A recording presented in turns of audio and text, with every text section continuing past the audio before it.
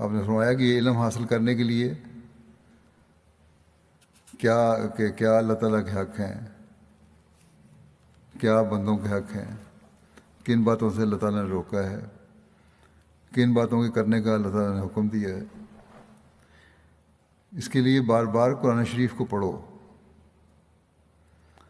فرمایا اور تمہیں چاہیے کہ برے کاموں کی تفصیل لکھتے جاؤ جب قرآن شریف پڑھ رہے ہو، اور پھر خدا تعالیٰ کے فضل اور تائید سے کوشش کرو کہ ان بدیوں سے بچتے رہو۔ اور نے فرمایا کہ یہ تقویٰ کا پہلا مرحلہ ہوگا۔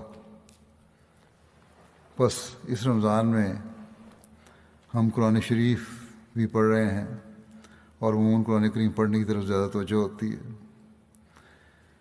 تو اس سوچ سے پڑھنا چاہیے کہ اس کے اوامر و نواہی پر ہم نے غور کرنا ہے۔